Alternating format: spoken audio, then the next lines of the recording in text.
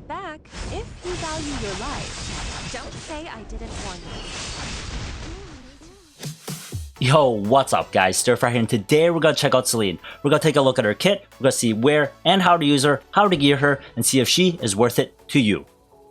Alright, Celine. She is a 5-star grass type thief. She is a very niche hero with very high single target DPS. She does have a heal and a cleanse and evasion buff on her S3 to help her survive, as well as some exclusive equipments. This is her skill 1 uppercut. She pretty much just bonks you on the head. If she crits, it does extra damage. This is her skill 2 passive, Intuition. When the enemy uses a non-attack skill, she will activate Blink. Blink will attack a random enemy and ignore all damage sharing effects such as Aureus and like Crozet and that weird crap like that. It can only be activated once every 2 turns, and with the EE, it will actually target the person with the highest attack. This is the skill 3 Thunderclap. It will cleanse all debuffs on yourself before attacking the enemy. It will then grant you evasion buff for 2 turns, and it will also heal yourself for 30% of the damage done. It can also be soul burnt for extra damage. She does also have exclusive equipment. It does come with crit chance as well, which is very nice. The first one will grant you stealth for 2 turns when you activate Blink.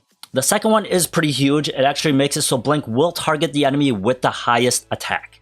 And now the third one will simply give you 10% more damage on the S3. Where to use Celine? She's not really a PvE kind of hero. You might be able to pull her off in like a Banshee team, maybe a one-shot team. I don't know. I've never tried it. Go ahead and try it. Not sure how well it'll work though. And in expeditions, I don't see her shining anywhere, so I wouldn't really bring her there. There's much better options than Celine for expeditions. PvP is where she shines, so you can use her in arena offense, Guild Wars offense, as well as RTA. How to play Celine? She is a very niche hero. She is pretty much picked as a counter to anyone who has non-attack skills, especially Oxlots or maybe Tomoka or something like that. Her sole purpose is to pretty much nuke. Her S2 is a nuke, her S3 is a nuke, and her S1 does some pretty respectable damage as well. Sadly, she is pretty squishy, but she does have the S3, which gives her evasion buff as well as heals for that little bit of survival there, but you're really going to have to rely on RNG to survive unless you build her a little beefier, but then you can't really one-shot, so it really depends on how you want to use her.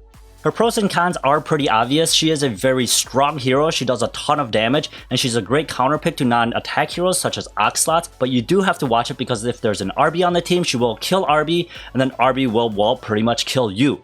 The cons to her are that she's very niche, so you can't use her in every situation, and that her S2 is very RNG unless you use the specific EE to attack the hero with the highest attack. There are probably a few ways to build her, but I think there are 2 main ways to build her. One is a nuker. You build her with whatever set you want, but you do want immunity so that you don't get, CC'd before you can pull off the Blink and the S3. With this build, you want to focus only on attack, crit damage, and crit chance. You need 100% crit chance, very highly recommended. Speed, health, defense, no one gives a crap about any of it. You just need to be super freaking strong.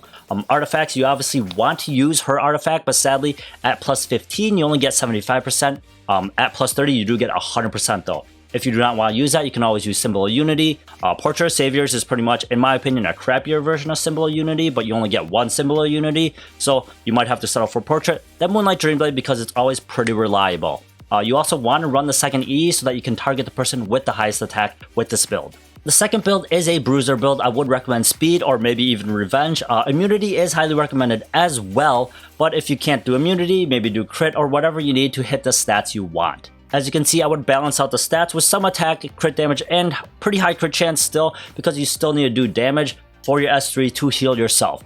You also want a bit of speed, so you can actually rotate, and health and defense, so you can actually freaking survive. She has no use for effectiveness at all. Effect resistance is always a plus, but totally not needed at all either. For artifacts, I would recommend Moonlight Dreamblade as always. Violet Talisman would work as well, and RNL, because that will allow you to rotate the S3 to heal yourself more often. For exclusive equipment, you can use whatever you want, whatever you think will fit your playstyle the best. Now, my final thoughts on Celine, is she worth the pull? I do not think so, because I actually think Politis is more useful than she is. But if you have some extra BMs and you just like her, then do it. But she is not really needed at all. So if you have her, is she worth the investment? I would say yes, because with some decent gear on her, she's always worth it as a pocket pick. When you bust her out, people are either forced to ban her or somewhat play around her. So keeping her in your back pocket when you need her is always a pretty good idea if you already have her. So now for the most important thing of all, is she waifu? And I would say yes, triple S tier waifu. Look at the bar